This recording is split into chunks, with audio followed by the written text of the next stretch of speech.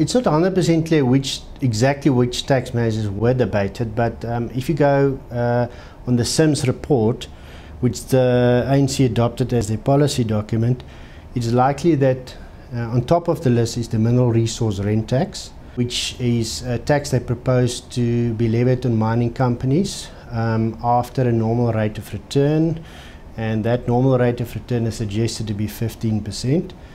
So the profits after that is they propose to be taxed at 50%. And then also the change of the mineral royalty system to a revenue-based royalty system, where mining companies will be taxed at a flat rate of 1% on their sales revenue. That probably would be the two big taxes that were probably discussed, and that will form the discussion going forward. The mineral resource rent tax is suggested to be imposed in addition to the current income taxes, but if it is introduced, they probably will change the current mineral royalty system, like I suggested, to a flat rate of 1% on sales revenue. But the question then is whether one will get a credit for that royalty against your mineral resource rent tax, because it could potentially be a double tax if it's not administered properly. If this is not properly administered, introduced, it will definitely add to the uncertainty and unpredictability created by our current mining environment, which could then be the final nail in the coffin for investors to not decide to invest into South Africa. So it could definitely have an impact on foreign direct investment. So government needs to, in my view, deal with this quite swiftly and have consultation with industry and great certainty and predictability. If you introduce additional taxes to the current taxes, it could have an impact on foreign direct investment.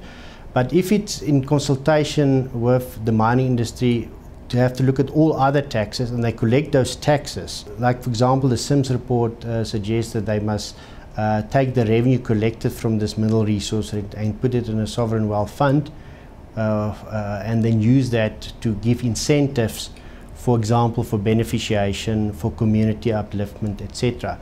So if they introduce a fair and reasonable tax, they can certainly use the proceeds from that for the benefit to, like I mentioned, encourage foreign direct investment through beneficiation, incentives for beneficiation, community upliftment.